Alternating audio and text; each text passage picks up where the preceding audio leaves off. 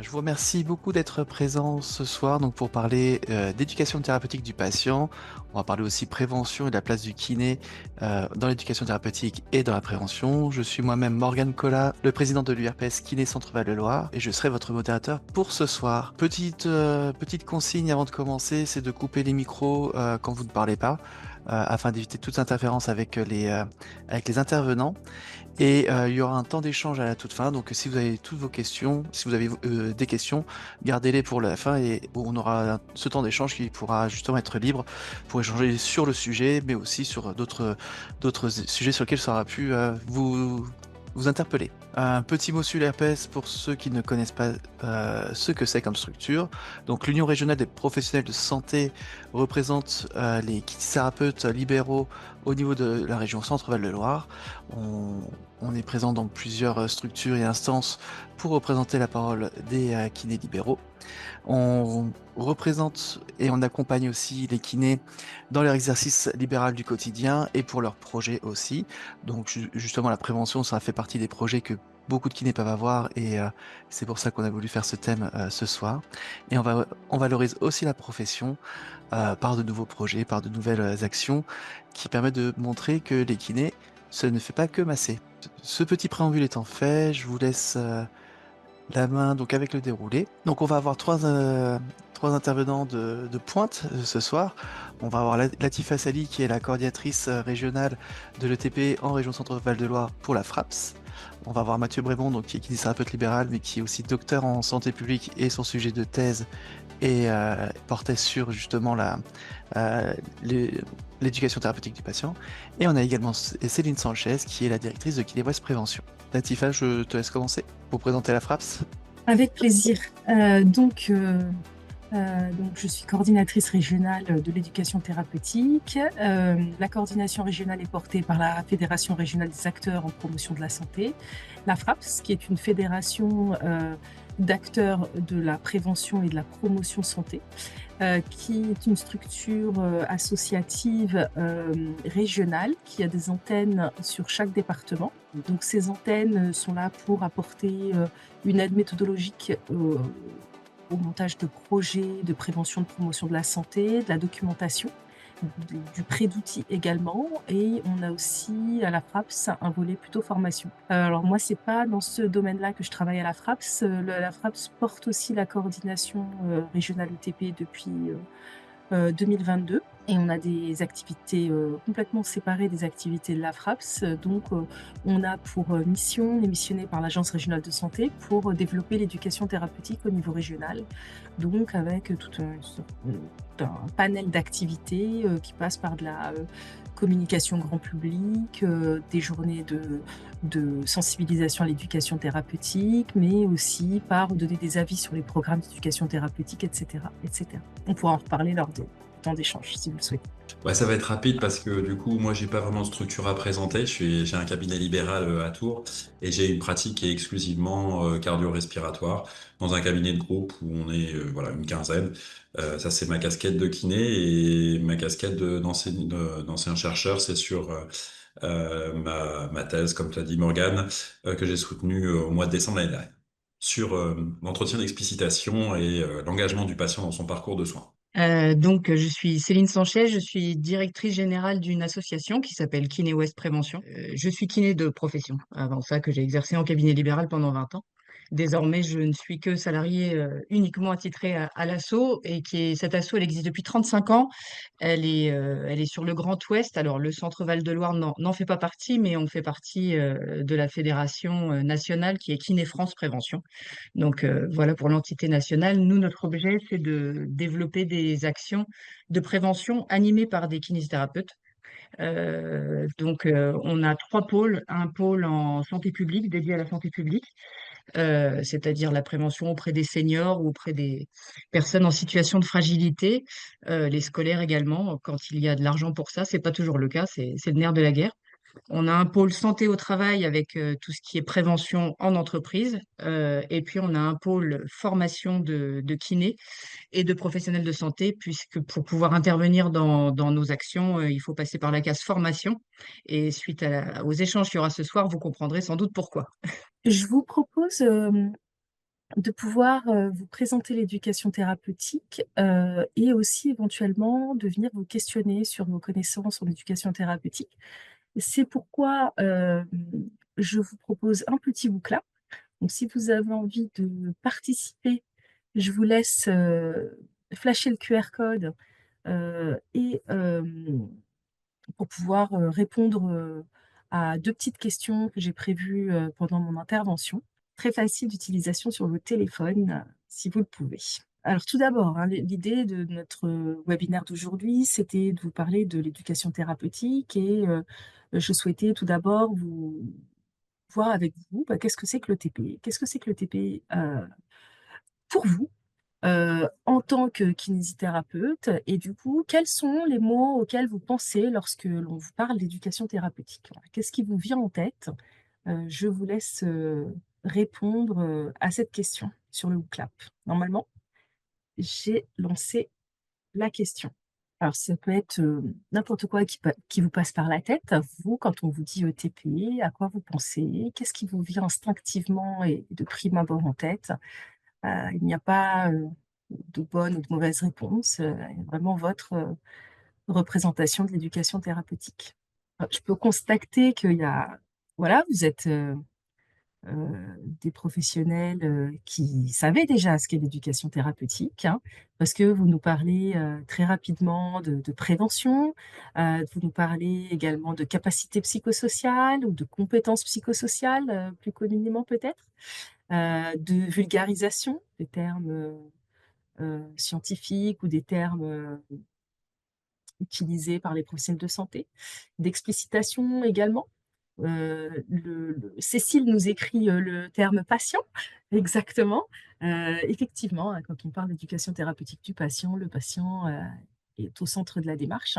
Alors, très simplement, vous avez marqué diabète. Effectivement, le diabète est une des pathologies qui est toujours hein, la plus concernée par l'éducation thérapeutique. Ils ont été les précurseurs dans le développement de l'éducation thérapeutique, même si aujourd'hui, l'éducation thérapeutique concerne de plus en plus, de domaines, de pathologies différentes, on va même vers, des troubles du neurodéveloppement, voilà et d'autres pathologies, qui sont peut-être moins, communément, voilà, uti pratiquées en ETP. Vous nous parlez, d'accompagnement, d'échange, d'apprentissage, de groupe, hein, l'éducation thérapeutique peut se faire en groupe, mais pas seulement, de communication, d'empowerment. Donc, peut-être que Mathieu nous en parlera d'empowerment, je ne sais pas, voilà, peut-être que dans le cadre de sa thèse, c'est un sujet qu'il a beaucoup abordé. Alors je le laisserai, sans doute développer ce sujet d'empouvoirment. Vous nous parlez aussi de, beh, soignants, hein, voilà, on a les patients, mais on a également les soignants dans le cadre de l'éducation thérapeutique. C'est ceux qui vont mettre en pratique l'éducation thérapeutique, le fait de prévenir de prévenir les complications éventuelles. Vous parlez d'implication aussi des professionnels, d'implication des patients, implication de chacun. Alors il y a des termes, ça bouge beaucoup, donc j'avoue que j'ai un peu de mal à m'y retrouver. Je suis en train de balayer, vous me dites si j'ai oublié des choses, de ludique, de pédagogie, effectivement, et ça va être très intéressant d'en parler et je pense que Céline va revenir sur, la pédagogie, et le fait que ce soit ludique, et elle va sans doute nous parler, d'andragogie. Hem Et j'ai vu un terme qui m'a interpellée un petit peu en me parlant de permissivité, mais je le revois plus. Si, de permissivité, donc ça, c'est intéressant de pouvoir, discuter ensemble, peut-être dans les moments de discussion, de savoir si, ETP égale permissivité. Ça pourrait être mais on pourrait peut-être faire 2 heures sur ce sujet-là, donc on va le laisser peut-être sur les questions, de thérapie, exactement. Donc, en tout cas, je vous remercie. Je vois que vous avez, beaucoup de connaissances, dans le domaine. Et dans tout ce que vous m'avez dit, on va reprendre tout ça pour voir comment, je vais pouvoir, vous expliciter les choses, de manière, simple et alors je vois ce que Cécile essaie d'écrire. Santé, bien sûr. Tout à fait. Bah, merci à tous. Tu me dis: «J'oublie», tu m'enseignes, je me souviens, tu m'impliques, j'apprends. Ah, c'est pas de moi, c'est de Benjamin Franklin. Je trouve que ça c'est une une phrase qui est vraiment le reflet de l'éducation thérapeutique, où on est, vous l'avez dit, vous avez utilisé le mot implication. Vous avez utilisé les mots comme pédagogie, comme ludique, où là vraiment on va être dans l'implication du patient et où ça va changer sa manière de se prendre en charge, de se prendre en soin, et où il va être dans l'apprentissage et vous avez parlé beaucoup de compétences également, où ça va pouvoir lui apporter des compétences. Donc voilà, ça c'est vraiment une de mes phrases favorites en ce qui concerne l'ETP. Je trouve que ça a l'image, très bien. Ah, une définition, très générique, de l'ETP, de la Haute Autorité de Santé. Alors si on devait reprendre un petit peu, peut-être les grands points, hein, de cette définition, qui est l'ETP vise à aider les patients à acquérir ou à maintenir des compétences dont ils ont besoin pour gérer au mieux leur vie avec la maladie chronique. Je trouve que c'est important aussi le sens des mots, hein. L'idée, c'est de gérer au mieux sa vie avec la maladie chronique et pas sa maladie chronique, pendant sa vie, hein. Et donc on est bien sur, l'amélioration de la qualité de vie, telle que le patient, il l'entend, pour lui. Elle fait partie intégrante et de façon permanente de la prise en charge du patient. Et bien sûr, elle comprend des activités qui vont être organisées. Vous avez parlé de groupe tout à l'heure dans les mots que vous avez cités, mais ça peut être aussi des activités individuelles qui vont être de l'ordre du soutien psychosocial et qui vont, pouvoir rendre les patients conscients, informés, des soins, mais pas que, hein, de l'organisation des soins, des procédures hospitalières, de leur comportement vis-à-vis de leur santé, vis-à-vis de leur maladie. L'éducation thérapeutique a vraiment pour objectif, elle est en destination des patients, mais aussi de leur entourage. Et donc souvent en ETP, on va quand même mettre l'accent sur le fait de proposer des activités éducatives aussi pour les proches, pour, les aider à mieux comprendre la maladie, mieux comprendre les traitements, à mieux collaborer, bien sûr à assumer leurs responsabilités dans leur propre prise en charge. Tout ça dans un seul objectif, c'est d'améliorer leur qualité de vie, mais telle qu'eux, l'entendent. Voilà pour cette, petite, définition de la Haute Autorité de Santé. J'avais prévu de vous passer une petite vidéo. Face à la maladie, il existe un accompagnement, l'éducation thérapeutique du patient. Avec Marc, découvrons ce parcours vers l'autonomie. Marc a 45 ans. Il vient d'apprendre qu'il est atteint d'une maladie chronique. Désormais, il va devoir vivre avec. Mais il ne sera pas seul. En complément de la prise en charge de sa maladie et tout au long de son parcours de vie, Marc se voit proposer un accompagnement personnalisé qu'on appelle éducation thérapeutique du patient ou ETP. Seuls les frais de déplacement resteront à sa charge. L'ETP démarre par un bilan éducatif partagé qui permet de faire connaissance. Le patient est au cœur de l'échange. Ce temps d'écoute permettra de faire apparaître les besoins de Marc, ses attentes, les ressources qui lui sont propres. L'objectif est de définir, avec lui, ce qui pourra être mis en place pour qu'il soit le plus autonome possible dans la gestion de sa maladie. Ce premier entretien permet de personnaliser le programme en fonction du mode de vie de Marc, de ce qui compte pour lui. Lors d'un atelier collectif, Marc rencontre d'autres patients. L'entourage est bienvenu. L'ambiance est conviviale et bienveillante. Basée sur une pédagogie participative et ludique, les échanges permettent à chacun une prise de conscience et de se projeter dans sa vie quotidienne. Marc peut également bénéficier d'ateliers individuels. Ces ateliers, en présentiel ou distanciel, sont animés par divers professionnels. Médecins, pharmaciens, infirmiers, psychologues, diététiciens, enseignants en activité physique adaptée, travailleurs sociaux, mais aussi patients experts et bien d'autres. Marc s'enrichit de l'expérience d'autres patients atteints comme lui de pathologies chroniques. Il partage son vécu, ses émotions. Cela lui permet de mieux faire comprendre à son entourage les contraintes que sa maladie lui impose. Face à celles-ci, il acquiert des compétences qui l'aident dans sa vie quotidienne. Marc mobilise ce qu'il a appris. Grâce à l'ETP, Marc se réapproprie sa vie. Son parcours sera évalué par un bilan final de son programme personnalisé, lui permettant de visualiser le chemin parcouru. Marc continue d'avancer, conscient des hauts et des bas, prêt à se féliciter des progrès et à adapter ses objectifs avec les soignants. Il peut compter sur ses compétences, le soutien de son entourage et des professionnels qui l'accompagnent tout au long de son parcours de vie. L'ETP s'adresse à toutes les personnes atteintes de maladies chroniques, du plus jeune au plus grand âge, ainsi qu'à leur entourage. Pour en savoir plus, etp-grandest.org.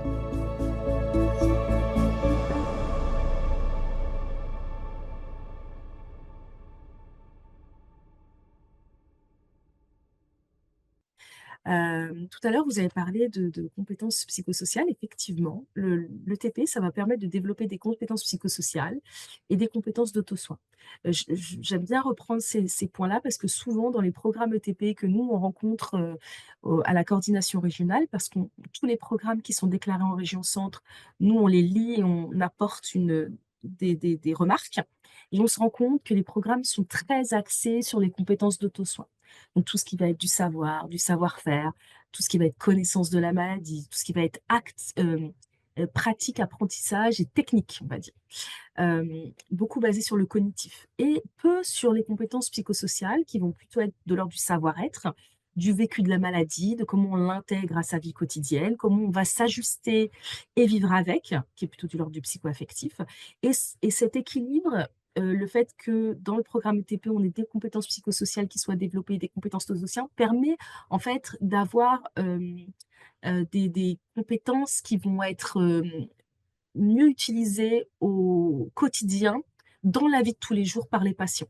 Et voilà, du coup, c'est pour ça que j'insiste sur ce point-là, sur les compétences psychosociales qui doivent être plus développées dans le cadre des programmes d'éducation thérapeutique. Alors, quels vont être les enjeux de l'ETP? Donc, les enjeux de l'ETP, ça va améliorer l'efficacité des soins. Ça va permettre de réduire les coûts de prise en charge, que ce soit les hospitalisations, que ce soit les coûts des complications, des complications suite à la maladie chronique qui vont avoir des coûts importants de prise en charge. Ça va permettre aussi d'améliorer la qualité de vie et c'est l'objectif principal des programmes ETP.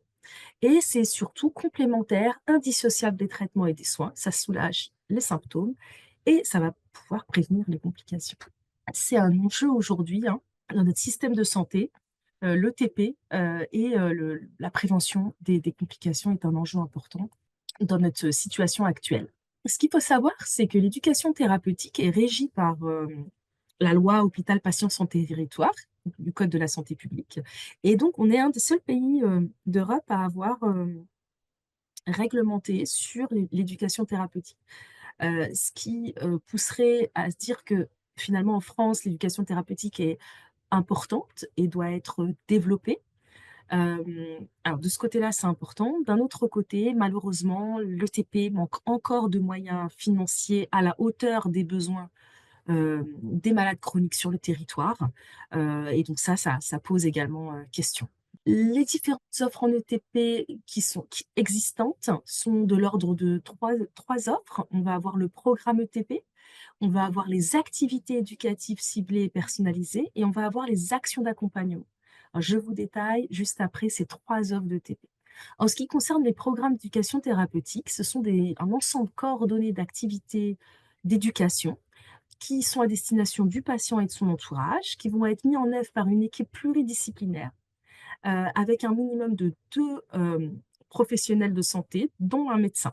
Ça, c'est des obligations légales qu'on a vues tout de suite dans les textes de loi. Obligatoirement, les professionnels qui vont mettre en œuvre ce programme doivent avoir une formation ETP de 40 heures minimum et l'ensemble des professionnels doivent avoir cette formation. Et ce programme doit être déclaré à l'Agence régionale de santé. Mais il existe aussi des activités éducatives ciblées personnalisées qui vont plutôt correspondre à des apprentissages ponctuels sur un besoin précis. C'est-à-dire que dans le cadre du programme ETP, on va s'attacher à venir balayer l'ensemble des compétences que le patient devrait acquérir dans le cadre de sa maladie chronique, alors que dans l'activité éducative ciblée, on va s'attacher à une compétence en particulier. Dans ce cadre-là, un seul professionnel de santé est nécessaire pour faire l'activité éducative. La formation ETP 40 heures est demandée également, mais pour un seul professionnel de l'ensemble de l'équipe quand il y a une équipe. Et là, pour le coup, il n'y a pas de déclaration. Mais du coup, on a aussi une mauvaise connaissance, en fait, des activités éducatives ciblées personnalisées qui sont proposées dans notre région. C'est assez difficile à aller énumérer. On essaye dans le cadre, nous, de notre site internet qui s'appelle prévaloir.fr, donc pour promouvoir l'éducation thérapeutique en région Centre-Val de Loire, de recenser l'ensemble des programmes ETP et des activités éducatives en région Centre, mais on a encore un manque de visibilité totale sur l'ensemble des activités qui existent. Il existe également dans le cadre de l'ETP ce qu'on appelle des actions d'accompagnement. Ce sont des actions qui vont permettre d'apporter de l'assistance et du soutien dans la prise en charge de la maladie. C'est des actions qui sont menées pour les patients et leur entourage. C'est souvent les associations de patients qui vont mener ces actions-là, mais ça peut être également des associations de professionnels. Et il n'y a pas véritablement d'obligation, de formation, de déclaration. Alors, comme je vous le disais, en fait, la formation, l'ETP nécessite une formation 40 heures et donc nécessite de développer des compétences qui vont être nécessaires pour mettre en œuvre cette éducation thérapeutique. Le premier point essentiel, en fait, à l'éducation, c'est la posture éducative. C'est comment le professionnel, comment le soignant va se mettre à la portée de la personne malade chronique. Et donc, ça passe par plusieurs points qu'on ne développera pas aujourd'hui, mais on peut énumérer. Donc, la manière d'accueillir le patient, qui va être très importante avec ses difficultés, ses potentialités, ses besoins. La manière de reconnaître et de renforcer les potentialités du patient. Ça va passer aussi par le fait de favoriser la capacité réflexive du patient, mais aussi d'encourager le transfert des apprentissages. Ce qui va être aussi important, c'est d'essayer d'avoir de produire un effort d'intelligibilité et du coup d'essayer de se faire comprendre du mieux possible et de s'inscrire dans la temporalité du patient et donc d'être dans une posture éducative qui se développe au-delà des frontières de l'éducation thérapeutique, mais qui initialement quand même venait du monde de l'ETP. Juste pour vous parler un peu de quels sont les acteurs de l'ETP, en vous disant que tout un type d'acteurs, professionnels de santé, ARS, association de patients, coordination régionale, coordination départementale, aidants. Moi, aujourd'hui, je vais un peu vous dire ce que on peut vous apporter, nous, en tant que pôle régional ETP. Donc, le pôle régional est composé des coordinations départementales et régionales. Donc, la coordination régionale va avoir pour rôle de mettre en place des politiques qui vont permettre de développer l'éducation thérapeutique. Donc, vous pouvez nous solliciter quand vous avez des projets à ampleur régionale, quand vous souhaitez mettre en place des journées sur l'éducation thérapeutique, des formations sur l'éducation thérapeutique, n'hésitez pas à nous contacter. Quand vous souhaitez avoir un programme ETP régional également. Et les coordinations départementales, vous pourrez les contacter si vous avez souhaité créer un programme ETP et que vous avez besoin d'accompagnement. C'est leur rôle propre. N'hésitez pas à aller les voir pour qu'ils vous accompagnent dans cette création de programme ETP. C'est leur rôle. Vous aurez sur le diaporama les coordonnées de mes collègues sur chaque département. Et du coup, si vous avez un projet ETP dans la tête, n'hésitez pas à aller vers eux. Quelle est l'implication des masseurs-kinésithérapeutes dans l'ETP en région Centre? Et donc, j'ai une petite question à vous poser. Est-ce que vous avez participé par le passé ou est-ce que vous participez actuellement à un programme ETP? Alors, globalement, les premiers résultats nous disent quand même que voilà, 71% répondent plutôt non, 29% plutôt oui. Donc, c'est plutôt, plutôt content de faire ce webinaire et de vous inciter à développer l'ETP, à vous y intéresser. Je pense que le discours de Mathieu après va vous donner l'envie de développer l'ETP. En tout cas, je vous remercie pour vos réponses. Quelques chiffres. En région Centre, il y a 47 masseurs-kinésithérapeutes qui sont impliqués dans les programmes ETP. Alors, ça représente, ces 47 masseurs-kinésithérapeutes sont impliqués dans 27 programmes. Sur 157 programmes déclarés en région Centre-Val de Loire. Il y a de l'amélioration possible. Je vous ai simplement mis les pathologies qui sont concernées par ces programmes dans lesquels sont impliqués les kinés en région Centre. Donc on voit beaucoup les maladies rhumatismales, bien sûr, mais aussi diabète, obésité, maladies cardiovasculaires, voilà, pour chacun 4 programmes et puis, maladies respiratoires, bien évidemment, amputation, mais également transplantation hépatique, lymphodème, endométriose, douleurs chroniques. Vous aurez tous ces chiffres dans le diaporama. J'ai fini mon propos, mais je me tiens à votre disposition sur le temps d'échange pour pouvoir, éventuellement, compléter, certains points, sur lesquels je suis passée rapidement. Merci à vous.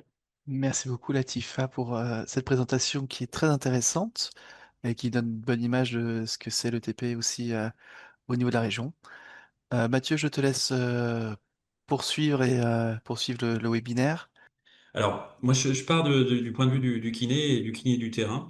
Et mon objectif à travers l'accompagnement du patient, c'est de pouvoir l'accompagner dans son autonomie, dans son auto-efficacité, hein, comme l'a cité Latifa tout à l'heure, et savoir comment bah, finalement il va pouvoir mieux vivre parce que sa maladie chronique, elle va être tout le temps là. Et du coup, le défi vraiment pour l'engagement du patient, pour qu'il puisse se sentir avoir le pouvoir de pouvoir agir, il y a beaucoup de choses qui rentrent en jeu.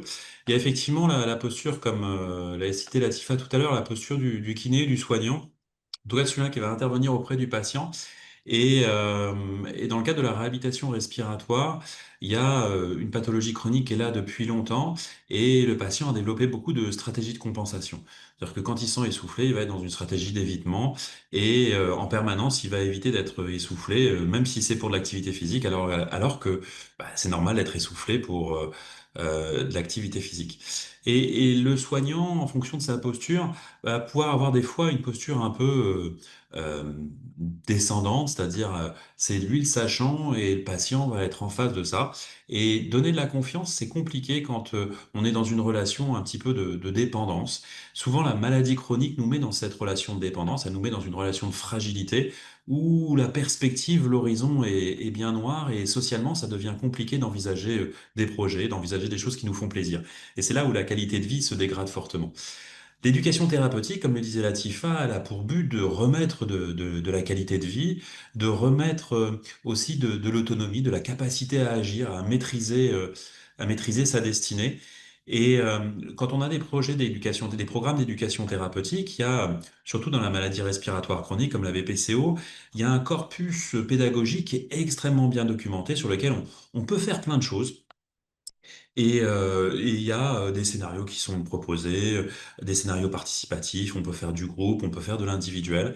Mais souvent dans ma pratique, j'ai trouvé que c'était compliqué d'en appeler ce qu'on peut appeler la métacognition des patients, leur demander pourquoi ils font ça. Parce que des fois, la maladie, elle nous met dans une situation de fragilité qui fait que c'est compliqué de savoir pourquoi on fait les choses. Et en plus, quand on est dans une relation de soignant-soigné, eh ben, il y a des fois un peu de difficulté à communiquer ou à s'expliquer pourquoi on fait les choses. On a peur de dire des bêtises et dans un contexte de groupe, c'est pas toujours facile de pouvoir s'exprimer. Et donc, du coup, il y a peut-être des fois une relation de sachant qui va s'installer. Et ça, c'est pas forcément très promoteur d'engagement. C'est-à-dire que ça donne pas de confiance en soi quand on a une relation de maître à élève et qu'il y a un sachant et un apprenant. Et souvent, la médecine française actuelle, elle est constituée un petit peu de cette hiérarchie patriarcale qui fait que c'est compliqué de briser cette relation. Et c'est une demande aussi bien des patients hein, qui se mettent dans cette posture-là. Donc comment est-ce qu'on pouvait essayer, à travers des programmes d'éducation thérapeutique, à travers des outils pédagogiques, eh bien essayer de renforcer cette confiance en soi du patient pour qu'il devienne plutôt, qu'il sente qu'il est plutôt encore plus auto-efficace dans sa capacité à gérer sa maladie au quotidien, qui reprend vraiment les rênes. Eh ben, c'était peut-être de s'appuyer pas forcément sur les savoirs académiques qui disent ce qu'il faut dire sur la maladie respiratoire, comment la gérer, qu'est-ce qu'il faut faire, mais plutôt s'appuyer sur l'expérience du vécu. Parce que c'est vrai que si le patient il vit depuis longtemps avec sa maladie chronique, eh ben, il a une expérience très importante de situations dramatiques, de situations d'expérience dans laquelle il a pu se tirer d'affaires en trouvant des situations d'adaptation. Il y a autant des situations de compensation qui sont des fois un peu délétères, c'est-à-dire qui vont détériorer la qualité de vie, mais il y a aussi des situations dans lesquelles il a pu se retirer, s'extirper. Et j'aime bien l'étymologie du mot expérience, c'est expérier, c'est se sortir d'un péril. Et donc du coup, il a pu se sortir d'un péril. Et si on s'appuie sur ces situations-là, eh ben, ces situations, elles peuvent avoir un élément beaucoup plus légitime parce qu'elles viennent pas de nous, soignants, qui n'expérimentons pas la maladie. Elles ne viennent pas des autres qui n'ont pas vécu les mêmes expériences, même si ce sont des pairs. Elle vient de l'intimité du patient et elle va lui montrer, faire prendre conscience qu'il a des richesses de compétences qui sont déjà en lui. Qui va pouvoir éventuellement mobiliser à d'autres endroits, voire généraliser, voire partager avec les autres. Et donc, du coup, les concepts clés que j'ai essayé de mobiliser, c'est à travers cet engagement, à travers la mobilisation d'une motivation, et comme disait Latifa, l'empowerment, de prendre pouvoir sur sa maladie, eh bien, c'était d'essayer de devenir plus auto-efficace, sentir dans sa confiance qu'on a dans l'efficacité des situations et des stratégies qu'on met en place. Et j'ai souhaité pour ça m'appuyer sur les savoirs expérientiels. Alors, c'est pas parce qu'on a des expériences que ça en fait un savoir parce qu'on n'en a pas forcément connaissance. Donc, il y a tout un processus qui fait que de ces expériences-là, on en prend conscience et on peut les constituer en savoir. Depuis longtemps, on sait que les expériences, et surtout dans les maladies psychiatriques, faire révéler ces expériences, c'est un sujet important de changement de comportement, ou en tout cas de reconnaissance de la pathologie. Et la reconnaître sa pathologie, c'est déjà faire un pas vers l'acceptation, vers la non-opposition et puis la transformation de cette maladie dans un contexte clinique chronique jusqu'à la fin de ses jours et de se l'approprier, de pas être contre la maladie, mais de faire avec. Et on a beaucoup un discours en tant que soignant de faire contre la maladie et en tant que patient, on voit que le rétablissement, parce qu'on ne parle pas vraiment de guérison dans une maladie chronique, mais le rétablissement vers une norme ou une qualité de vie, eh bien ça passe par l'acceptation de cette expérience de la maladie au quotidien et vers la transformation vers des éléments plus positifs. Et puis, dans l'éducation thérapeutique, dans le changement de comportement, il y a cette base qui est issue de la psychologie des années 60 sur les théories du changement de comportement. Et en gros, c'est comment accompagner les gens pour leur faire faire ce qu'ils veulent avec leur volonté. Et ça a été beaucoup développé dans le monde de l'industrie, dans le monde du management, dans le monde de l'entreprise. Et récemment, ça a été transformé à l'échelle des populations, sur les individus, comment on les fait pour se faire vacciner. Mais nous, notre sujet, c'est plutôt à l'échelle individuelle. Comment on fait pour que les individus qu'on a en face de nous dans nos cabinets, eh bien, on les accompagne vers un changement de comportement qu'on considère plutôt plus vertueux pour eux, mais c'est eux qui vont nous dire s'il est vraiment vertueux et s'il correspond à leurs valeurs, à leur rapport et à leurs compétences. Alors, il y a quelque chose qui sort pour explorer ces savoirs expérientiels dans les théories des sciences de l'éducation. Il y a par exemple la validation des acquis par l'expérience. C'est comment les gens qui ont un métier, eh bien, ils savent le faire, sont des artisans et ils voudraient augmenter leurs compétences avec des savoirs plus académiques et faire des formations complémentaires. Et donc, ils doivent valoriser toute leur expérience qu'ils ont acquis par la pratique de leur métier. Et pour faire émerger ces compétences acquises par l'expérience à travers leur métier et les années, eh bien, il y a des stratégies éducatives qui font qu'on va pouvoir les révéler. Et ça, c'est les sciences de l'éducation qui nous accompagnent dans ce qu'on appelle les VAE. Alors, dans le cabinet de kiné, souvent, eh bien, on soutient le passage à l'action des patients et on a plein d'outils que j'ai pu déjà évoquer, de corpus éducatifs qui nous guident dans avoir des scénarios, proposer des jeux, faire évoquer, faire participer les gens. Et aussi, il y a une posture, il y a une façon de discourir avec le patient qui peut s'apparenter, par exemple, à l'entretien motivationnel, comment on va soutenir le discours changement auprès de son patient quand on a identifié des éléments qui étaient importants pour lui et pour l'accompagner dans ce qui va être positif dans son transformation. Mais souvent, le problème, c'est que en termes d'empowerment, en termes d'auto-efficacité, tout ça, c'est des stratégies qui sont un peu à court terme. Sorti du cabinet, le patient, on a l'impression qu'il reprend un peu ses mauvaises habitudes, ou en tout cas, il revient régulièrement pour les mêmes problématiques. Alors, comment résoudre ce manque finalement de capacité à long terme?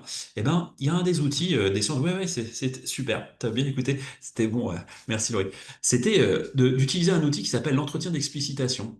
Et comme on disait tout à l'heure, en fait, comme la maladie nous met dans une situation où cognitivement, c'est compliqué d'essayer de réfléchir à ce pourquoi on fait, on va utiliser une façon relationnelle de parler de ces expériences, mais sans dire ce pourquoi on les a fait, mais plutôt de les décrire.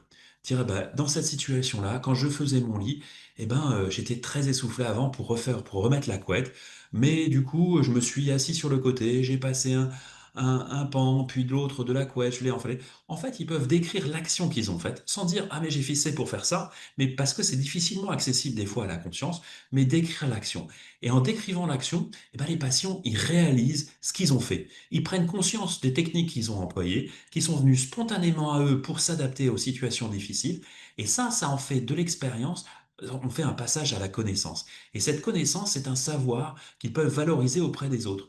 Et donc, du coup, en termes de pratique, euh, en tant que kiné, on est des acteurs clés parce qu'on passe beaucoup de temps avec ces patients chroniques. On sait qu'ils vont revenir. Et donc, on peut, au fur et à mesure de la relation et des échanges qu'on va avoir, gal- prendre quelques petites expériences pour les valoriser et puis pour creuser un petit peu dedans et revenir sur ces expériences qui sont importantes pour le patient, les amener à la révéler. Et du coup, en faisant émerger ces savoirs vécus, du coup, ils vont se sentir légitimes parce que c'est de leur propre fait qu'ils ont trouvé ces techniques. Ils vont pouvoir les partager avec les autres et les échanger, les comparer. Et ça va leur donner plus de confiance. Et puis progressivement, au fur et à mesure qu'ils acquièrent de la confiance dans les compétences qui sont déjà développées, ils vont pouvoir en développer encore d'autres et réaliser que ces compétences qu'ils ont développées à un endroit, ils peuvent les exposer, les partager et aussi les utiliser à d'autres moments où ils se sentent plus en fragilité par rapport à leur symptomatologie, à leur dyspnée, à leur fatigue chronique. Donc c'est une façon de constituer de l'autonomie sur le patient en partant de l'expérience du patient, en partant des savoirs et en les guidant. Et en tant que professionnel de santé, on a déjà plein d'idées sur ce qui peut être pertinent. Mais le patient, il va nous en apprendre encore plus si on part de sa connaissance. Et donc, on part de la base de l'expérience du patient parce qu'elle est extrêmement riche depuis tellement d'années. Il a vécu énormément d'expériences. Mais du coup, il faut avoir une posture extrêmement ouverte et pas académique top-down. Donc voilà. Merci de votre attention. J'ai tenu le temps et j'espère avoir plein de questions à débattre avec vous. Mais c'était pour partager avec vous cette expérience de l'expérience et comment en faire un outil pédagogique en éducation thérapeutique. Merci beaucoup Mathieu, c'est passionnant. J'ai déjà entendu une première fois lors de ta thèse, mais une deuxième fois c'est encore mieux. Merci. Euh, Céline, je te laisse la main maintenant. Donc moi, je vais vous parler plutôt d'éducation à la santé et de prévention. Je vais vous parler de notre expérience à nous qui se situe hors cabinet finalement, mais on peut très bien le regrouper au cabinet. C'est juste que nous, on organise ces actions de prévention en extérieur du cabinet. Donc voilà, on a trois pôles, nous, vous voyez, la santé des seniors majoritairement. Comme je vous ai dit, au niveau scolaire, on n'a pas forcément beaucoup de sous. Donc voilà, en revanche pour les seniors, il peut y en avoir. Donc santé des seniors, santé au travail et l'aspect formation de professionnels de santé, ce sont nos trois pôles, comme je vous l'ai décrit tout à l'heure. Le lien entre ces trois pôles, en fait, c'est l'animation d'un collectif pour emmener les personnes vers l'acquisition de compétences, faire changer des comportements, les autonomiser, les faire bouger dans leur corps, dans leur tête aussi. Euh, Ces formations, pour l'aspect formation de professionnels de santé ou formation en entreprise. Ce sont des formations donc collectives. On veut que les apprenants s'emparent des apprentissages, quoi, qu'ils en ressortent avec quelque chose. Et nous, on navigue avec ça depuis 35 ans, donc ça a vachement évolué. Ici, pour nous, dans les contenus de ce qu'on propose, parce que on a compris vraiment à nos dépens que de l'expérience qu'on ne pouvait pas juste dire fais comme ça. Évidemment, ça ne suffit pas à marcher. Et donc, évidemment que tout ce qui est éducation, sciences de l'éducation et ETP sont là pour nous aider grandement. La prévention, c'est emmener les gens vers anticiper, réduire les risques de tomber malade, les risques de dégradation de la santé. L'éducation pour la santé, elle va comprendre tous les moyens pédagogiques qui vont être susceptibles de faciliter l'accès à des individus, à des connaissances utiles pour leur santé et à des compétences pour pouvoir la conserver, leur santé et la protéger. Et donc la formation, c'est un processus d'acquisition de connaissances et de compétences. Donc évidemment, c'est rentré dans le. Alors je ne sais pas, ça c'était à l'époque où j'enseignais à l'école de kiné, mais il y a toujours évidemment cette compétence qui est maintenant en prévention pour les kinés, qui est rentrée dans notre champ de compétences. Et donc pour ça, concevoir, mettre en œuvre une démarche de promotion de la santé, eh bien le kinésithérapeute doit apprendre à apprendre. Voilà, comment apprendre à ses patients ou à des bénéficiaires d'actions de prévention comment leur apprendre et les rendre autonomes au maximum. Alors finalement, c'est quoi apprendre quand on est adulte? Parce que on a tous connu plutôt un modèle très scolaire, voilà, quand on était à l'école, quelque chose de descendant, comme disait Mathieu tout à l'heure, et puis ça persiste dans le monde soignant, quelque chose de vertical, le savoir le savoir descend, voilà, et on se remplit, on doit se remplir comme un vase vide. Sauf que quand on est adulte, euh, adulte, on va dire, en prévention, donc sans pathologie, je vais partir de ça. Mais quand on est adulte, on a quand même un vécu. Et on a quand même des savoirs déjà expérientiels, par exemple. Et donc, il va falloir faire avec ça et surtout ne pas passer à côté de questionner ces savoirs, voir ces représentations aussi, bien sûr, et aussi la particularité pour les adultes, ça va être d'apprendre, ils sont là pour un objectif, voilà. Ils sont là pour quelque chose, ils vont avoir aussi besoin de l'expérimenter, de le pratiquer, d'avoir un intérêt tout de suite dans leur vie, quelque chose de pratique. Alors je vais la lire et j'adore cette citation. Non, non, on la passe pas.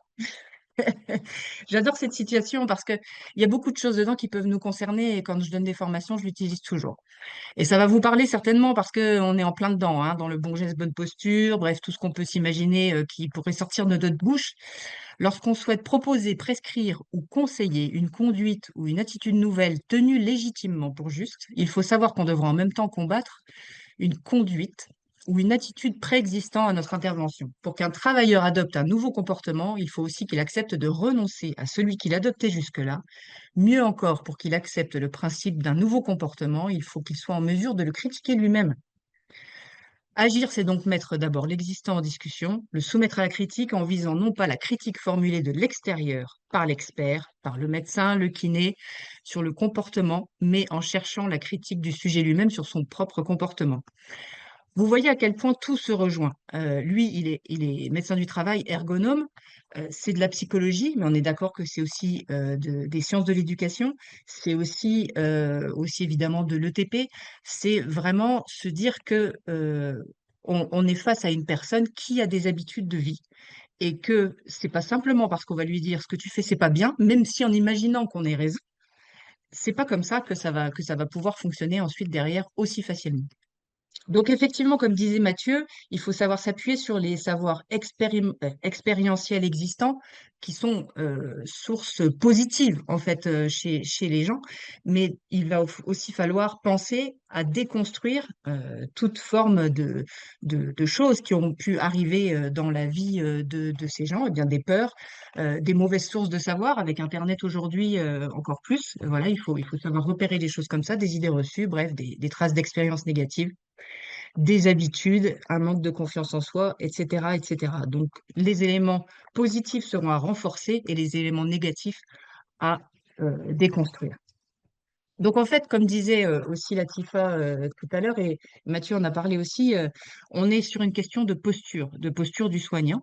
Et à cet endroit-là, il s'agit d'être au bon endroit. Alors on peut naviguer entre être plus dans diriger, être plus dans suivre, mais l'idéal c'est être dans le guider. Et dans le guider, on est à la fois dans écouter, interroger et informer au même niveau. Ça c'est un schéma que j'ai emprunté à un livre sur l'entretien motivationnel qui s'inspire grandement de tout ce qui est plutôt de l'ordre de guider.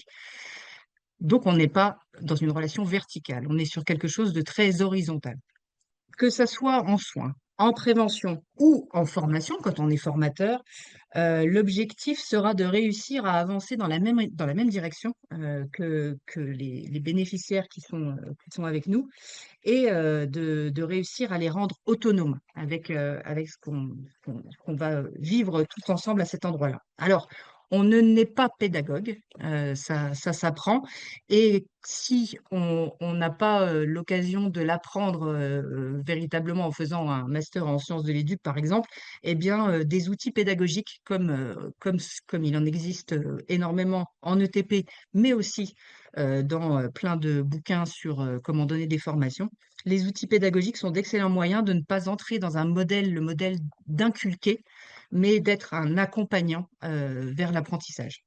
Alors ces outils, je vous ai mis, alors il y en a plein, hein, il y en a plein, plein, plein, plein. Et quand on commence à mettre le nez dedans, c'est une véritable passion parce que c'est toujours assez exaltant pour moi. Je suis fan de ça, de discuter avec d'autres, d'échanger avec d'autres collègues qui, comme moi, sont fans d'outils et parce que on se les refile, on se les partage et on se les passe. L'objectif de ces outils, ça va être à différents niveaux, que ça soit en groupe de prévention ou en ETP ou en formation en tant que formateur. Ces outils vont nous permettre de favoriser l'expression des besoins individuels au sein du groupe, mais des besoins du groupe aussi, par le biais, par exemple, d'un cadre de confiance défini en début de séance. Ça va aussi des outils qui vont nous permettre à chacun de raconter son vécu. Alors en formation, ça peut être un tour de table classique, mais ça peut être aussi des présentations en miroir. On a plein d'outils comme ça qui existent. Il faudra aussi laisser la place, que ça soit en prévention ou encore une fois en formation, la place pour exprimer ses croyances, son vécu, ses représentations. Il y a des outils comme dans le monde de la formation, il y a des outils qui sont issus de Tiagi. On utilise le dessin, voilà, en groupe, le dessin pour aller chercher les croyances, ou bien des outils que j'ai plutôt découverts dans le monde de l'éducation à la santé, comme le débat mouvant qui permettent à chacun de s'exprimer sur une question, plutôt une affirmation qui souvent est un peu clivante, mais c'est fait exprès et chacun peut exprimer à cet endroit-là. Évidemment, il y a tout ce qui va concerner les apports de connaissances. On va utiliser des quiz, de la pédagogie inversée. On va utiliser quelque chose. Pour nous kinés, c'est assez facile à cet endroit-là. On peut amener les gens à sentir sur eux plutôt que de leur dire ce qu'ils vont ressentir. Voilà, on peut partir dans ce sens-là. Ça peut être des films, ça peut être des jeux, ça peut être des auto-questionnaires aussi. Tout ce qui pourra amener les gens à réfléchir exactement et à mettre en marche leur connaissance et à l'expérimenter tout de suite. Le cycle d'apprentissage adulte, il peut aussi facilement se tourner vers d'abord expérimenter, ensuite observer ce qui s'est passé, ensuite élaborer des théories, des concepts. Ça se fait dans un sens, plutôt dans un sens comme ça. Et on boucle avec eh bien, un contrat d'objectif avec cette notion de je m'engage, en quoi je vais m'engager pour la suite. En ce qui concerne, alors j'ai mis vraiment là pour vous kiné, et vraiment mettez le nez dedans si vous ne le connaissez pas, hein, mais la mallette Planète qui regroupe tous les outils ETP pour la promotion de l'activité physique, vous y trouverez un tas d'outils qui vous permettront voilà, de monter des séances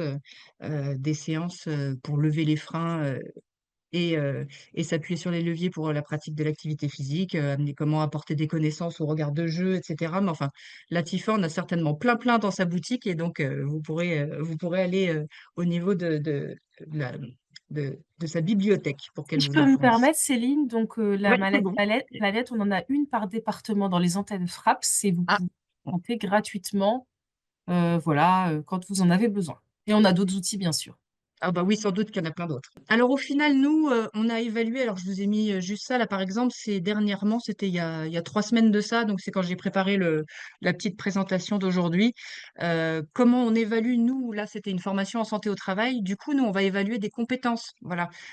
Comment les salariés de cette entreprise-là, c'est des salariés du BTP, hein, donc, c'était des questionnaires à l'issue de la formation. Eh bien, dans le verbatim, vous voyez, formation permettant des temps d'échange collectif et la co-construction de solutions. Ça met en avant que ça vient pas du kiné. Voilà. C'est le groupe. On a des techniques et des façons de faire qui promeuvent le collectif. Ça m'a permis de déconstruire des a priori, voilà, dans les verbatims qu'on peut lire. Des groupes mixés ont permis d'échanger sur les problématiques des différents postes. pareil, des échanges. On utilise finalement quelque chose de l'ordre de l'entretien d'explicitation, comme dirait Mathieu, parce que quand on est en formation, on favorise les échanges de pratiques, on met en avant les pépites des uns et des autres. En fait, des fois, les gens, ils se rendent pas compte, ils font ça, et ils sont tout seuls en train de résoudre des problèmes, donc on le met au bénéfice de tout le groupe. Et donc, c'est un véritable partage de façon de faire des uns et des autres, de collaboration entre eux tous. Et c'est quoi qui est bien là-dedans? C'est qu'en plus, quand nous, on sera partis, ils vont continuer à le faire. Et ça, c'est quelque chose de vraiment vertueux. Donc, au final, ils se sentent plus compétents pour eux-mêmes être en capacité d'agir de façon autonome sur leur corps, mais aussi sur leur poste, etc. Je vous ai fait grâce de tout le questionnaire. Voilà pour la santé au travail. La slide d'après, je vous ai mis un retour sur nos ateliers de prévention des chutes. Alors là, on est sur quelque chose de encore différent parce qu'évidemment, on pratique pas mal d'activités physiques, mais on a un discours qui est aussi appuyé sur le collectif, puisqu'on a des véritables. Alors ça, c'est quelque chose qui est magique, le collectif, hein. On s'appuie sur ça pour hem, comment dire? Chacun va partager comment, on va me faire des mises en situation, voilà, on met plusieurs personnes qui s'allongent au sol et on leur fait simuler qu'ils ont une jambe cassée ou qu'on est dans le noir et ils doivent aller ramper jusqu'au téléphone, et on observe tous ensemble, on est tous en groupe, on observe comment Micheline fait, comment Richard fait, et puis pourquoi et qu'est-ce qu'il y a de bien de là? Ah oui, d'accord, il fait ça parce que ça, et ça fait vraiment grandir le groupe. On a un bilan initial et un bilan final. Là, c'était, il y a pas très longtemps, c'était, 1re séance 2023, oui, c'est ça, ça s'est fini en 2024. Vous voyez que les résultats sont vraiment super sympas quand on voit que 20 personnes, 20 seniors réussissaient à se relever sans aide à l'issue des ateliers. On était, sur, 33 personnes qui arrivaient à se relever sans aide, et les scores, sont fortement augmentés. C'est évidemment la pratique d'activité physique, mais aussi c'est le partage de façons de faire. C'est un discours quoi qui se porte autour de ça. Alors pour les kinés, clairement, je vais prêcher, pour ma paroisse, mais la prévention, pourquoi s'engager en tant que kiné? Beh, parce que déjà on a une légitimité, plus, qui a des besoins populationnels. J'ai mis pour exister aussi parce qu'il y a un champ concurrentiel, hein, évidemment dans la prévention. Quand vous sortez du cabinet, vous tombez face à d'autres professionnels, de la santé ou pas, qui eux, ont investi ce champ. Donc c'est aussi pour exister, et puis, je mets l'envie parce qu'on le voit en formation, quand on vous a en formation, l'envie est là, d'aller agir en prévention. Pour ça, il faut se former néanmoins, soit avec l'ATIFA, avec son organisme, soit avec d'autres, pourquoi pas chez nous, mais pour avoir ce discours, vraiment, d'éducation, à la santé et la posture équivalente, il s'agit de se former. C'est pas quelque chose qui est si évident que ça. Donc voilà, après j'ai mis quoi? J'ai dû mettre, quelques exemples, voilà, c'est tout. Je crois, je ne sais plus. Oui, voilà. Ah oui, voilà, quelques exemples. Bah, voilà, en entreprise, on peut faire plein de choses, voilà. Ça, c'est en santé publique, tout ce qu'on fait. Et bien évidemment, des ateliers, prévention des chutes, des ateliers activité physique, seniors, des ateliers, manger, bouger aussi, pluridisciplinarité évidemment, ça paraît évident que animer des ateliers entre kinés et diététiciennes, bah, ouais, c'est logique, quoi. Et sur la slide d'après, il y a d'autres thématiques, hein, comme, les ateliers périnée aussi et oncogym. Et on développe également des ateliers entre kinés et ergothérapeutes, sur la thématique prévention des chutes et aménagement de l'habitat. Il faut surtout se lier entre professionnels de santé.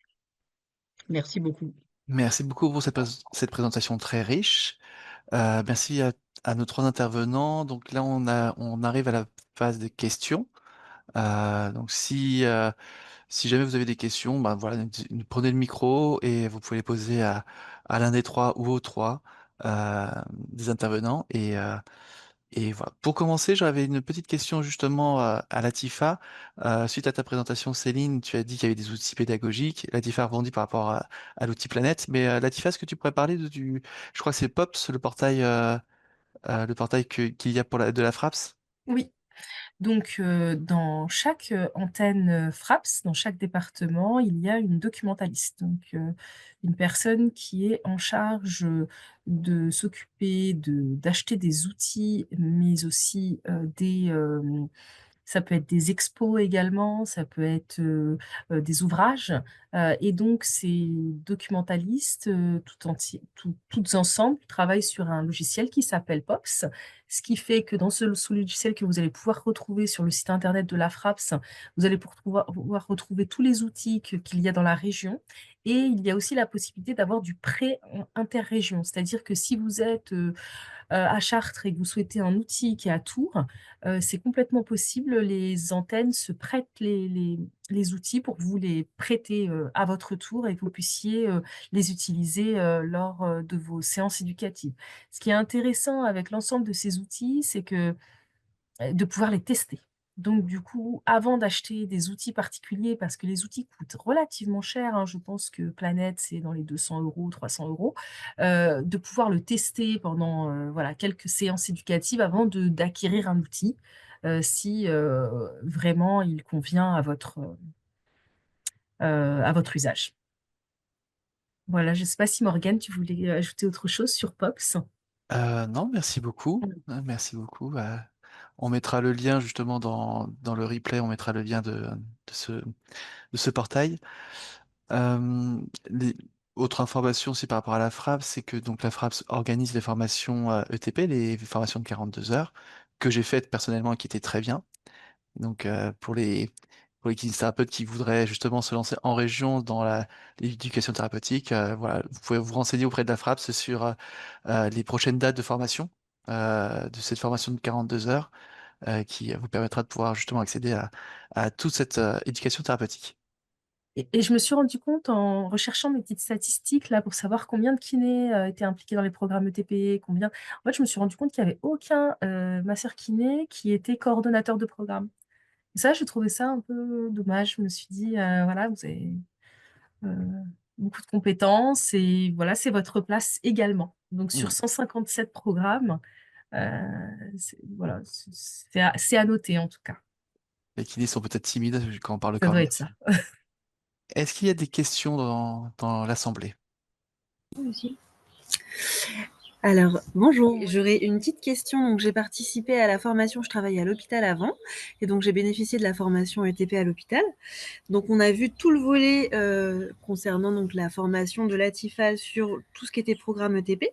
Par contre, on n'avait pas forcément vu, ou en tout cas très brièvement, les activités éducatives personnalisées et les actions d'accompagnement, parce que c'est peut-être effectivement pas le sujet en hôpital. Mais alors maintenant, j'ai un pied dans le libéral et donc je voulais savoir, l'activité éducative personnalisée, est-ce que c'est quelque chose qui peut être, rémunéré pour les professionnels de santé ou comment est-ce que ça peut être financé? C'était ma question. Merci pour la question. Effectivement, c'est pas forcément un sujet sur lequel on développe beaucoup parce que c'est vraiment, identique à un programme, sauf que ça s'arrête à une compétence à développer. Sinon, c'est exactement la même chose. Sur les volets de financement, peut-être que, Mathieu va pouvoir apporter des éléments.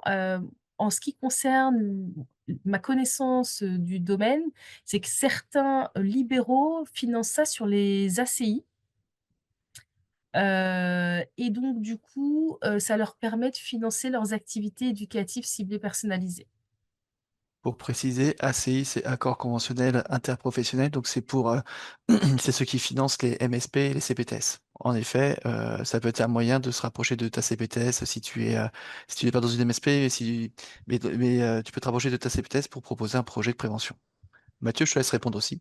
Ouais, non, j'allais juste effectivement cibler la CPTS ou le SP aussi. Tu peux mettre des programmes d'éducation thérapeutique à travers des équipes de soins primaires, si tu fais pas partie d'une CPTS. Et après, en tant que libéral, moi j'ai tendance à considérer que ça fait aussi, ça peut faire aussi partie directement de ton activité de séance en fait, Mmh. et sans forcément avoir de subventions supplémentaires ou de financement complémentaire. Effectivement. Merci pour vos réponses. Merci beaucoup. Et pour aller un peu plus loin sur le sujet, l'URPS peut aussi t'aider et t'accompagner sur certains projets de prévention, euh, pas forcément en finançant la totalité, parce qu'on ne pourrait pas financer tous les projets de tous les kinés, mais on pourrait aider justement à aider un petit peu financièrement et puis aussi aider à remplir des demandes de subventions, parce qu'il va y avoir par exemple la conférence des financeurs qui vont financer aussi des actions de prévention. Donc, si tu as des appels à projets comme ça qui pourraient financer ton action, après, voilà, tu peux te rapprocher de l'URPS pour pouvoir justement t'aider à remplir ces dossiers. Bonsoir, et j'avais une question, par rapport à la formation ETP, et donc cette formation de 42 heures. Donc on a parlé par rapport aux patients des validations d'acquis d'expérience et je voulais savoir en tant que professionnel, quand on n'a pas fait la formation ETP, il n'y a pas de validation d'acquis d'expérience possible si jamais on a fait, d'autres formations, on a une expérience qui pourrait, donner une équivalence par rapport à cette formation qui est quand même, longue et coûteuse. Concernant la formation, 42 heures, alors enfin, c'est vraiment une obligation légale. Donc, les seules, situations dans lesquelles la formation 40 heures, pourrait être, pas nécessaire, c'est si il y a eu un master de santé publique avec l'option ETP. Si vous avez fait un DU d'éducation pour la santé, éducation thérapeutique. Hem, En dehors de ces situations-là, si vous n'avez pas eu une formation ETP, c'est une obligation vraiment pour mettre en œuvre l'ETP. Alors, c'est vrai, hein, en termes de temps, en termes financiers, c'est une, formation, qui peut être onéreuse.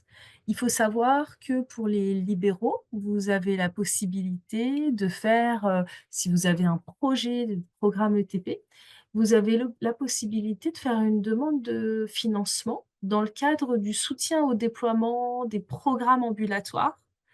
Qui vous permet en fait, selon vos besoins, de pouvoir, avoir une aide à la formation, une aide à l'acquisition de logiciels ETP, une aide, voilà, au développement de votre programme ETP. Donc ça, vous allez le retrouver sur le site internet de l'ARS Centre-Val de Loire, dans la partie ETP.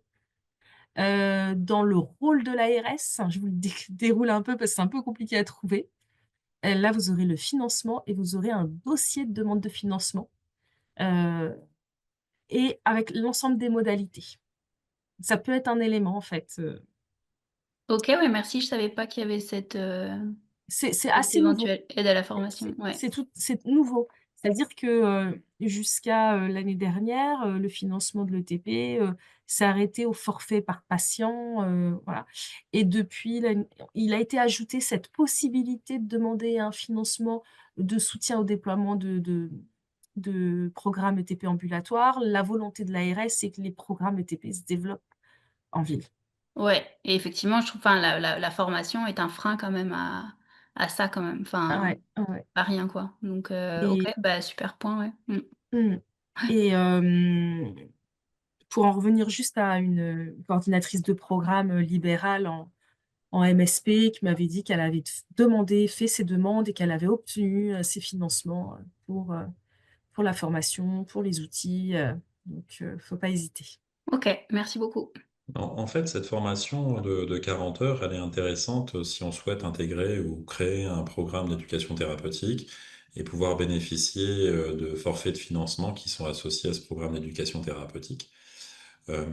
À part ça, en tant que professionnel libéral, si tu veux pratiquer l'éducation thérapeutique, tu peux en faire sans forcément être le coordinateur d'un programme. Ça fait partie du décret de compétences des kinés. Donc, c'est nécessaire si derrière, tu cherches à avoir du financement.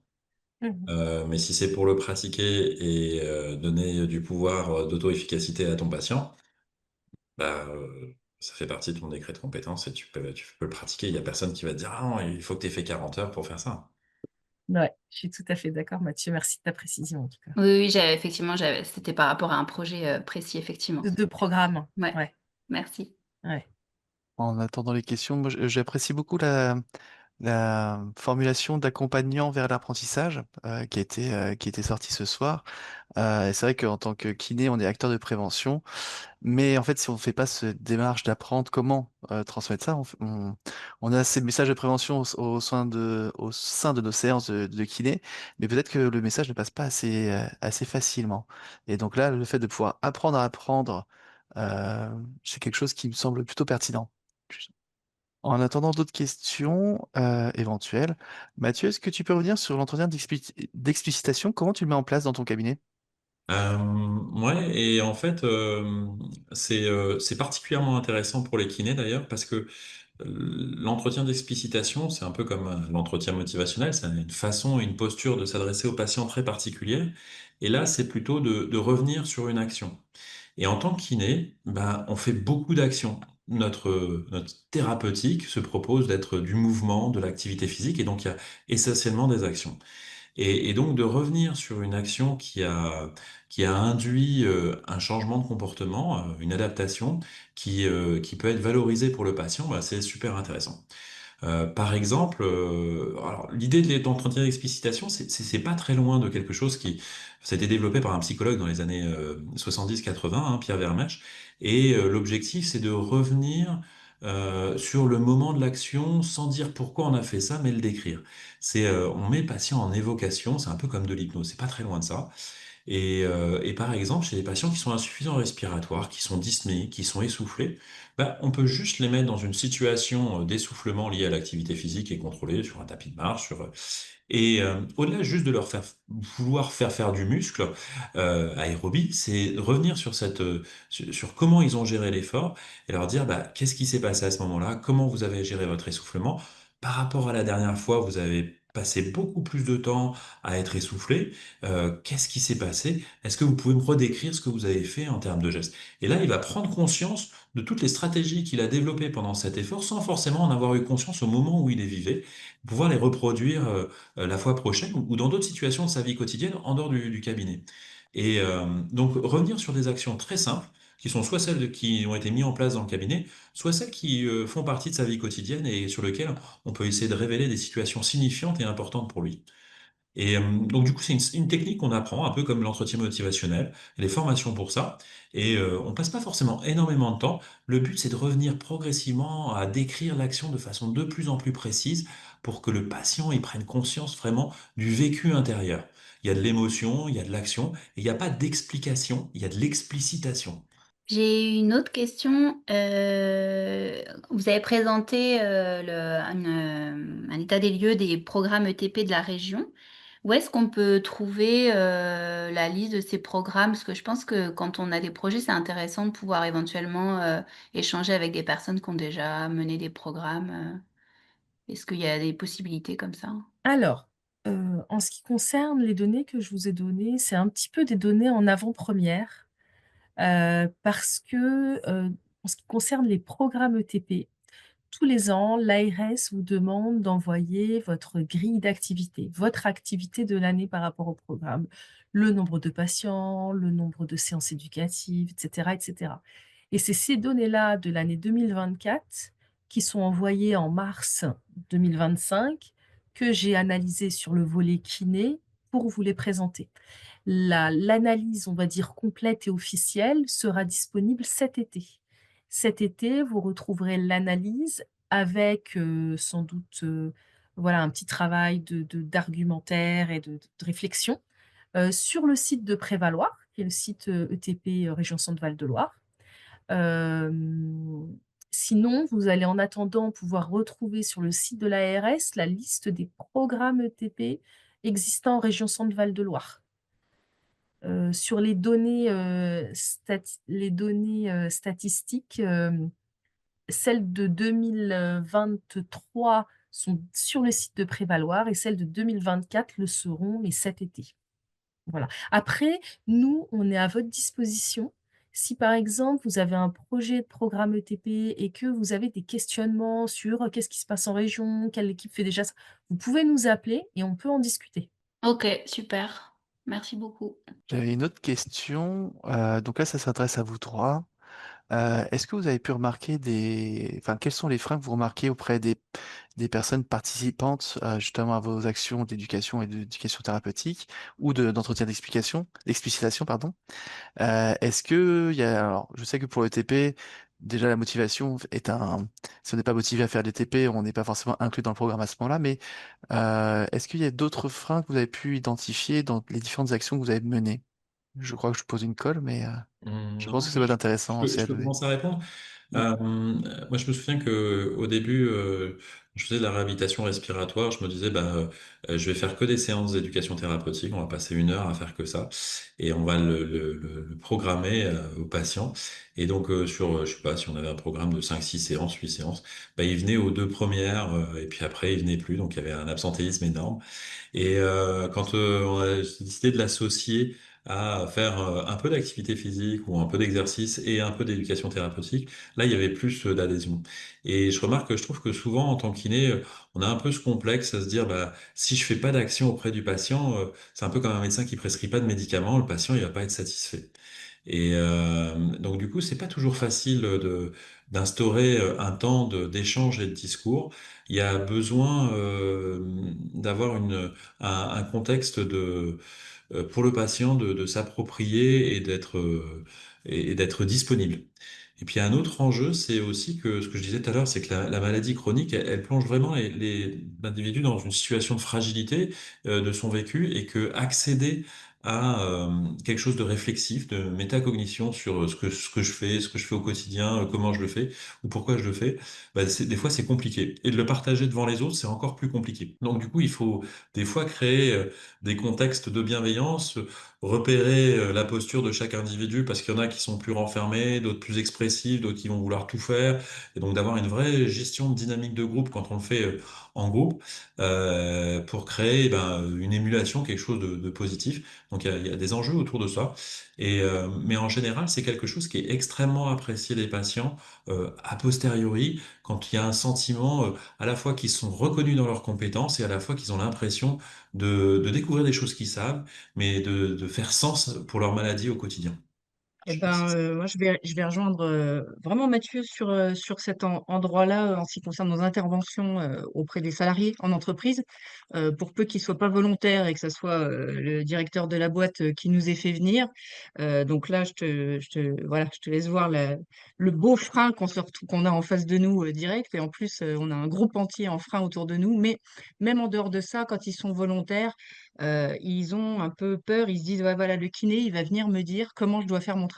Et là, c'est clairement un frein qui est assez courant, en fait, cette peur qu'on vienne leur dire ce qu'ils doivent faire. Et tant mieux parce que on a mis en place vraiment des choses pour que ça soit eux qui nous montrent le plus possible. Et donc en ça, on va auprès d'eux sur le terrain, dans leur travail. On prend soin de prendre le temps qui nous montre tout. Et de toutes les façons, à aucun moment, on ne sera prescripteur. Et sinon, c'est là qu'on se prendra le frein en pleine face. En santé publique, auprès des seniors, clairement, ils sont volontaires. Ils s'inscrivent volontairement, ils sont trop contents de venir. Nous, actuellement, on a un enjeu en santé publique et je vais y travailler là en copile à partir de cet été. C'est la notion d'engagement à l'issue des ateliers qui est, à mon sens, trop faible d'engagement sur pratiquer une activité physique qui continue après. Voilà, c'est ça l'enjeu de nos ateliers auprès des seniors, c'est qu'ils continuent l'activité après l'atelier. Et là, on a vraiment quelque chose à travailler et on va partir vraiment sur des outils type Mallette Planète justement pour pouvoir aller provoquer des changements en profondeur. Voilà. Mais pas réellement de frein à part ça. Latifa, est-ce que tu as un élément à rajouter sur les freins que tu as pu identifier aussi? Alors, en fait, je rejoins ce qui vient d'être dit par Mathieu et Céline. Moi, j'ai trouvé dans ma pratique, parce que moi, j'ai pratiqué l'éducation thérapeutique pendant 15 ans en tant que diététicienne dans une structure qui s'occupait des personnes diabétiques et obèses. Et donc, les principaux, enfin, je trouvais, en tout cas, j'ai plus envie de parler de ce qui a été un levier plutôt que d'un frein. Ce qui a été vraiment un levier au quotidien auprès des patients, ça a été l'entretien motivationnel. Alors tout à l'heure, c'est vrai que Mathieu Mathieu vous a parlé de l'entretien d'explicitation. Et moi, l'entretien motivationnel a été pour moi un vrai levier dans le fait d'accompagner les patients et d'utiliser des techniques qui vont nous permettre de le faire adhérer et d'avancer avec lui pour atteindre ses objectifs à lui. Eh ben, je vous remercie beaucoup. Merci beaucoup aux intervenants. Ça a été très clair, très intéressant à vous écouter.